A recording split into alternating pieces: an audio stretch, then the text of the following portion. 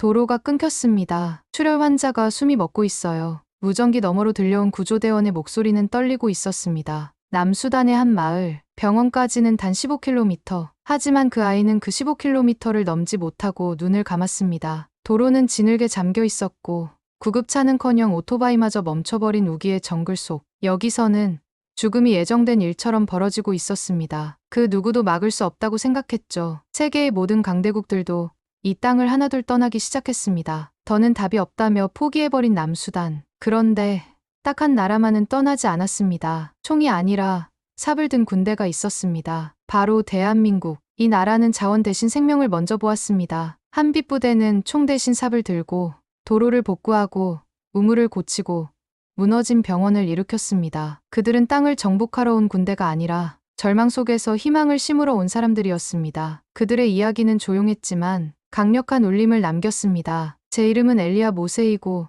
남수단에 살아요. 지금은 정부 사무실에서 일해요. 깨끗한 옷을 입고 서류 가방을 들고 회의에 참석해요. 사람들이 이제 저를 차관님이라고 불러요. 하지만 그 모든 것 이전에 저는 잊혀진 마을의 한 소년이었어요. 세상이 절대 쳐다보지 않는 곳의 소년이었어요. 몇 년 전에 일어났던 일에 대해 이야기하고 싶어요. 지금 생각해도 여전히 아픈 일이에요. 2014년이었고 그날 태양이 화가 나 있는 것 같았어요. 저희 마을의 흙길이 마르고 갈라져 있었어요. 모든 것이 먼지투성이었어요. 나무들, 집들, 심지어 사람들의 얼굴까지요. 그때 루카를 봤어요. 6, 7살 정도 되는 작은 소년이었어요. 큰 눈을 가지고 있었고 마당에서 닭들을 쫓아다니는 걸 좋아했어요. 항상 온몸으로 웃었어요. 다른 사람들도 미소 짓게 만드는 그런 웃음이었어요. 하지만 그날은 웃고 있지 않았어요. 천천히 걸어오고 있었어요. 두 손으로 배를 움켜쥐고 말이에요. 걸음이 힘들어 보였어요. 고개를 숙이고 있었어요. 제가 불러봤지만 대답하지 않았어요. 그러더니 길 한복판에서 루카가 쓰러졌어요. 달려가서 루카 옆에 무릎을 꿇었어요. 몸이 뜨거웠어요. 너무 뜨거웠어요. 입술이 말라 있었어요. 눈이 저를 올려다봤지만 움직이지 않았어요. 병원에 데려가야 해요.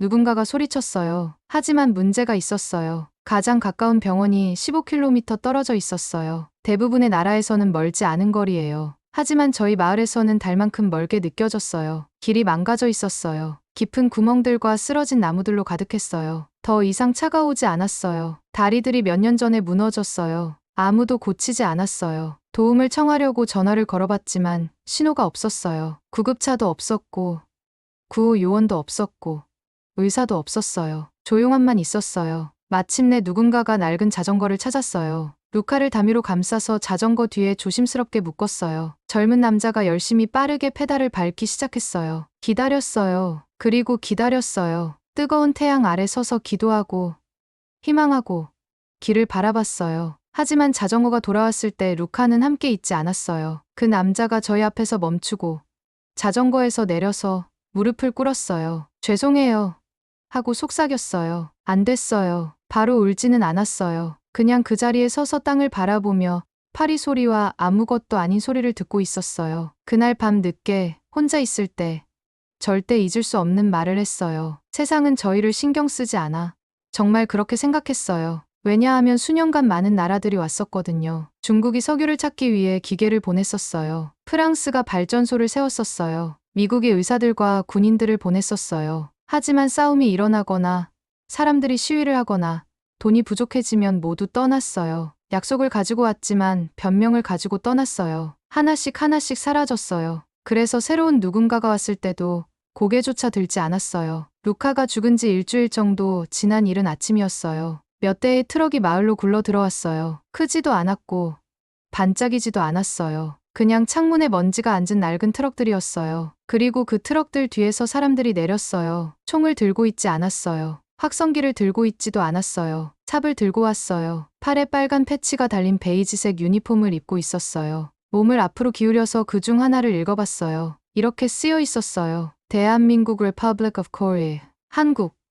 하고 속삭였어요. 왜 여기에 온 거지? 옆에 있던 사람이 어깨를 으쓱하며 말했어요. 길을 잃었나 봐. 웃었지만 조금만요. 처음에는 다른 사람들과 똑같다고 생각했어요. 큰 아이디어를 가진 또 다른 그룹이라고요. 떠날 또 다른 그룹이라고요. 하지만 뭔가 다른 느낌이었어요. 부유한 지주들에게 바로 가지 않았어요. 회의를 요청하거나 사진을 찍지도 않았어요. 마을을 돌아다니기 시작했어요. 우물, 길, 학교를 보면서요. 조용히 말했어요. 미소를 지었어요. 그리고 카메라를 가져오지 않았어요. 도구를 가져왔어요. 그중 한 명이 저희 마을 족장님에게 다가가서 물어봤어요. 먼저 뭘 고쳐드릴까요? 그때 제 안에서 뭔가가 꿈틀거리는 걸 느꼈어요. 신뢰는 아니었어요. 아직은 아니었어요. 하지만 그와 비슷한 것이었어요. 호기심이었어요. 그리고 그렇게 오랫동안 잊혀진 느낌이었던 곳에서는 그런 작은 감정조차 중요했어요. 그날 조금 더 머물렀어요. 더위 속에서 일하는 그들을 지켜봤어요. 옷이 더러워지는 걸 봤어요. 저희 아이들과 웃는 소리를 들었어요. 그들이 누구인지,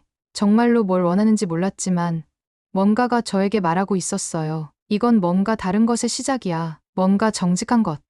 뭔가 인간적인 것. 그리고 제가 틀리지 않았어요. 처음에는 어떻게 생각해야 할지 몰랐어요. 한국, 익숙하면서도 먼 이름이었어요. 저희 중 일부는 한국이 중국과 일본 사이에 있는 작은 나라라고 생각했어요. 빠른 인터넷과 팝 음악이 있는 곳이라고요. 하지만 저희 메마르고 잊혀진 땅에서 뭘 할 수 있다는 거죠. 조용히 웃었어요. 잔인해서가 아니었어요. 지쳐서였어요. 오지 않는 도움을 약속받는 것에 지쳐 있었어요. 문제 있는 가난한 사람들로 여겨지는 것에 지쳐 있었어요. 그래서 한국 트럭들이 도착하고 깨끗하지만 간단한 유니폼을 입은 군인들이 내렸을 때도 별로 기대하지 않았어요. 소매에 이렇게 쓰인 빨간 패치를 달고 있었어요. 대한민국 Republic of Korea. 하지만 다른 사람들과 달리 카메라나 경비원을 데려오지 않았어요. 삽을 가져왔어요. 호텔로 향하지도 않았어요. 저희 집 근처에 천막을 쳤어요. 창사처럼 행동하지도 않았어요. 명령을 소리치지도 않았어요. 대신 저희 어른들에게 다가가서 이야기해도 될까요? 하고 말했어요. 이런 질문들을 했어요. 가장 필요한 게 뭐예요? 가장 가까운 우물이 어디예요? 아이들이 학교까지 얼마나 걸어가요? 망가진 펌프는 어떻게 고쳐요? 그리고 저희가 대답하면 끼어들지 않았어요. 정중하게 고개만 끄덕이고 넘어가지도 않았어요. 정말로 들어줬어요. 처음에는 이상한 기분이었어요. 동등하게 대우받는 것에 익숙하지 않았거든요. 저희 모두가 눈여겨봤던 한국 군인이 한 명 있었어요. 김 상사였어요. 키가 크지도 않았고 목소리가 크지도 않았어요. 영웅처럼 행동하지도 않았어요. 하지만 눈으로 미소를 지었어요. 그리고 매일 아침 마을을 돌아다니며 저희 말로 잠보라고 인사했어요. 나이 든 분들, 어린 아이들, 그리고 그 사이의 모든 사람들을 위해 시간을 냈어요. 어느 날 아침, 아미나라는 조용한 소녀와 이야기하려고 쪼그리고 앉아있는 김 상사를 봤어요. 아미나는 보통 눈을 바닥에 두고 거의 말하지 않았어요. 하지만 그날은 김 상사에게 뭔가를 속삭이는 걸 봤어요. 김 상사가 들어주고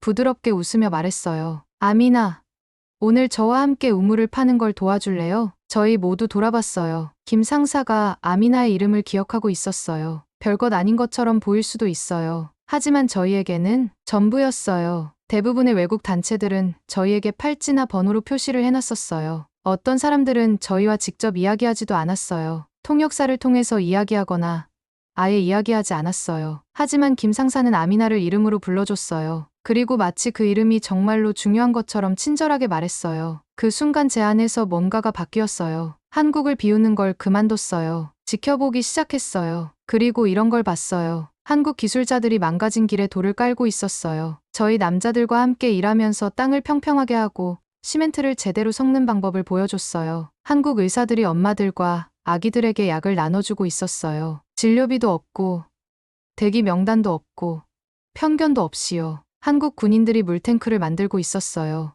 혼자가 아니라 저희 젊은이들과 함께 유지하고 수리하는 방법을 가르쳐주면서요. 온라인에 올릴 사진을 찍지도 않았어요. 선글라스를 끼거나 영웅인 척하지도 않았어요. 저희를 내려다보지 않았어요. 저희와 함께 봤어요. 눈을 맞추면서요. 저희를 구하러 온 게 아니었어요. 저희와 함께 걸으러 왔어요. 어느 날 저희 10대들이 한국팀과 함께 만든 우물 주변에 앉아 있었어요. 미래에 대해 이야기하고 있었어요. 그냥 살아남는 것이 아니라 스스로 건축가, 엔지니어, 의사가 되는 것에 대해서요. 이런 생각이 들었어요. 다시 꿈을 꾸고 있구나. 그리고 더 깊은 걸 깨달았어요. 한국이 물, 약, 도구만 가져온 게 아니었어요. 저희 존엄성을 돌려줬어요. 저희가 다시 사람처럼, 중요한 존재처럼 느끼게 해줬어요. 저희 어른 중 한 분이 가장 잘 표현하셨어요. 다른 사람들은 저희에게 음식을 줬어요. 한국은 저희 이름을 돌려줬어요. 그날부터 그들의 모든 행동을 지켜봤어요. 그들의 습관을 배웠어요. 그들의 계획 회의에 참여했어요. 그들이 저희 근로자들을 가르칠 때 메모를 했어요. 그리고 마음 깊은 곳에서 약속했어요. 만약 제가 언젠가 중요한 사람이 된다면, 선택할 힘을 가진 사람이 된다면 한국을 선택하겠어요. 왜냐하면 그들이 달랐거든요. 저희를 도우러 온 것만이 아니었어요. 저희를 알아가러 왔어요. 그리고 그것이 모든 차이를 만들었어요. 시간이 흘렀어요. 상황이 천천히 바뀌기 시작했어요. 제 마을뿐만 아니라 남수단 전체에서요. 여전히 많은 문제들이 있었어요. 맞아요. 하지만 이제는 희망의 이야기들도 있었어요. 빛의 이야기, 깨끗한 물의 이야기, 진짜 교실에서 배우는 아이들의 이야기들이요. 그리고 그런 이야기들 뒤에는 하나의 이름이 있었어요. 한국. 한국인들은 소리치지 않고 왔었어요. 사진을 찍거나 큰 약속을 하지 않았어요. 그냥 일을 시작했어요. 그리고 한 걸음씩 저희가 재건하는 걸 도와줬어요. 그리고 저는 그걸 절대 잊지 않았어요. 다른 사람들이 돈을 가져다가 떨어지면 떠날 때 한국은 머물렸어요. 다른 사람들이 무언가를 만들어 놓고 저희가 알아서 하라고 떠날 때 한국은 가르쳐줬어요. 몇 년 후 저는 마침내 그것에 대해 뭔가를 할 기회를 갖게 되었어요. 남수단 외교부 차관이 되었어요. 어떤 사람들은 놀랐어요. 저처럼 가난한 마을 출신이요. 하지만 저는 놀라지 않았어요. 오래전에 스스로에게 약속했었거든요. 만약 제가 언젠가 목소리를 갖게 된다면 다른 누구도 하지 않을 때 저희를 도와준 사람들을 위해 말하겠다. 그리고 이제 그 목소리를 갖게 되었어요. 2023년에 작은 팀과 함께 서울, 대한민국으로 여행을 갔어요. 명확한 임무가 있었어요. 그냥 고마다고 말하러 간 게 아니었어요. 더 큰 무언가를 부탁하러 갔어요. 더 많은 원조도 아니고 더 많은 선물도 아니었어요. 진정한 파트너십을 부탁하러 갔어요. 처음으로 서울을 본 순간을 아직도 기억해요. 이른 아침이었고 비행기가 막 착륙했었어요. 도시를 통과해서 차를 타고 가면서 창밖을 보니 생명력이 넘치는 곳이 보였어요. 거리가 깨끗했어요. 공기가 시원했어요. 사람들이 빠르지만 예의 바르게 움직였어요. 건물들의 불빛이 그냥 빛나는 게 아니라 에너지로 빛나는 것 같았어요. 하지만 가장 놀라웠던 건 기술이 아니었어요. 친절함이었어요. 공항에서는 젊은 직원이 할아버지가 가방을 들고 가시는 걸 도와드렸어요. 지하철에서는 학생들이 서로에게 정중하게 인사했어요. 카페에서는 바리스타가 억지로가 아닌 진짜 미소로 어서 오세요라고 말했어요. 혼자 생각했어요. 이 나라가 어떻게 이렇게 빠르게, 이렇게 높이 올라갔으면서도 여전히 이렇게 겸손할 수 있을까? 한국도 한때 저희처럼 전쟁으로 분단되었었어요. 한국도 한때 굶주림과 두려움, 외국의 지배를 알고 있었어요. 하지만 재건했어요. 콘크리트로만이 아니라 인격으로도요. 이제 그 성공 뒤에 있는 사람들을 만날 시간이었어요. 서울 시내의 높은 정부 청사에 들어갔어요. 아니 조용했지만 중요한 일이 일어날 거라는 느낌이 들었어요. 긴 테이블에 저희 두 나라의 작은 국기들이 나란히 서 있는 회의실로 안내되었어요. 한국 관리들이 하나씩 도착했어요. 어떤 분들은 진지해 보였어요. 어떤 분들은 젊었어요. 어떤 분들은 벌써 서류를 넘기고 있었어요. 한 여성분이 제 눈에 들어왔어요. 이 씨였어요. 온화한 눈을 가지고 있었지만 조용한 힘을 가지고 있다는 느낌이었어요. 제가 말할 차례가 되었을 때 일어섰어요. 회의실을 둘러보니 호기심 있고 존중하는 얼굴들이 보였어요. 그리고 시작했어요. 저희는 여러분의 사람들이 저희를 위해 해주신 일들을 기억해요. 하고 말했어요. 여러분의 군인들이 총이 아닌 삽을 들고 왔다는 걸 기억해요. 여러분의 의사들이 조건 없이 약을 가지고 왔다는 걸 기억해요. 여러분의 기술자들이 혼자 일하는 대신 저희 사람들을 가르쳐줬다는 걸 기억해요. 회의실이 조용해졌어요. 계속 말했어요. 다른 사람들은 돈을 가져왔지만 여러분들은 시간을 가져왔어요. 다른 사람들은 명령했지만 여러분들은 들어주셨어요. 저희는 기부를 원하지 않아요. 동정도 원하지 않아요. 미래를 만들고 싶어요. 한국을 저희 파트너로 해서요. 몇 년만이 아니라 앞으로 100년 동안요. 몇몇 한국 관리들이 눈썹을 올리는 걸 봤어요. 몇 명은 서로에게 몸을 기울이며 속삭였어요. 그러고 나서 누군가가 질문했어요. 목소리가 정중했지만 확고했어요. 왜 중국이나 미국과 다시 파트너가 되지 않나요? 그들이 더 크고 더 부유한데요. 그럴 거라고 예상했었어요. 미소를 지었어요. 맞아요. 그들은 크죠? 하고 말했어요. 하지만 그들이 남수단을 봤을 때는 석유를 봤어요. 한국은 저희 사람들을 봤어요. 잠시 멈춤이 있었어요. 회의실에서 그 말들의 무게를 느낄 수 있었어요. 사람들이 정말로 듣고 있다는 걸 알려주는 그런 침묵이었어요. 그러고 나서 마침내 이 씨가 말씀하셨어요. 저를 따뜻하게 바라보셨어요. 단순한 직업적 존중이 아니라 더 깊은 무언가로요. 인간적인 무언가로요. 함께 멋진 것을 만들어봐요. 하고 말씀하셨어요. 회의 후에 서울의 햇빛 속으로 나왔을 때 마음이 가득 찼어요. 계약서에 사인했기 때문이 아니었어요. 드문 무언가를 찾았기 때문이었어요. 신뢰, 이건 정부 간의 거래가 아니었어요. 고통받고, 살아남고, 여전히 더 나은 무언가를 믿는 사람들 간의 약속이었어요. 다시 한번 도시를 통과해서 차를 타고 가면서 높은 건물들을 올려다봤어요. 하지만 가장 희망을 준 건 탑들의 높이가 아니었어요. 그 안에 있는 사람들의 겸손함이었어요. 그리고 알았어요. 여기서 미래가 시작되는구나. 서울에서의 회의 후에 진짜 일이 시작됐어요. 그리고 변화를 보는데 오래 걸리지 않았어요. 2달도 안 되어서 한국 전문가들이 남수단에 도착했어요. 기계와 도구만 가지고 온 게 아니라 더 강력한 무언가를 가지고 왔어요. 함께 만들어가는 계획이었어요. 태양광 발전부터 시작했어요. 그전에는 해가 지면 저희 마을이 완전히 어두워졌어요. 가족들이 작은 촛불이나 등유 램프를 켰지만 위험했어요. 연기 때문에 사람들이 기침했고 많은 아이들이 그 약하고 깜빡이는 불빛 아래에서 공부하려다 눈을 다쳤어요. 하지만 한국이 그걸 바꿨어요. 시골 지역에 태양광 발전 시설을 설치하는 걸 도와줬어요. 지붕에 패널을 설치했어요. 학교와 집에 전등을 달았어요. 불이 처음 켜진 그날 밤을 기억해요. 조용했어요. 그러다가 누군가가 소리쳤어요. 작동하고 있어. 그러자 갑자기 마을이 빛났어요. 아이들이 밖에서 춤을 췄어요. 엄마들이 웃었어요. 아빠들이 하늘을 향해 손을 들었어요. 작은 학교 옆을 지나가는데 아이들이 책상에 앉아서 생애 처음으로 밤에 책을 읽고 있는 걸 봤어요. 선생님 중 한 분이 저를 돌아보며 말씀하셨어요. 이제 해가 진 후에도 꿈꿀 수 있어요. 그 순간이 제 마음에 남아있어요. 하지만 한국은 거기서 멈추지 않았어요. 다음에는 도로가 왔어요. 한때 건너는데 6일이 걸렸던 바로 그 망가진 도로들이 수리되고 있었어요. 저희 손으로 말이에요. 한국 기술자들은 저희를 위해서만 만드는 게 아니었어요. 저희 근로자들에게 만드는 방법을 가르쳤어요. 돌을 깔고 콘크리트를 붓고 안전을 확인하는 방법을 설명해 줬어요. 저희 마을 출신인 20살 다니엘이 한국 감독관 옆에 서서 이제 혼자서도 할 수 있어요 라고 말하는 걸 봤어요. 다니엘은 학교를 끝까지 다니지 못했어요. 하지만 이제는 저희 나라를 재건하고 있었어요. 진정한 파트너십이란 바로 이런 거예요. 그 후 곧 한국국제협력단에서 더 많은 도움을 보냈어요. 진료소, 학교, 급수시설을 위한 계획들을 가져왔어요. 하지만 다른 점이 있었어요. 앞에서 이끌지 않았어요. 저희 옆에 섰어요. 저희 간호사들을 훈련시켰어요. 저희 선생님들에게 새로운 방법을 보여줬어요. 저희 여성들이 지역보건 그룹을 이끌도록 초대했어요. 그리고 매번 움직이기 전에 어떻게 생각하세요?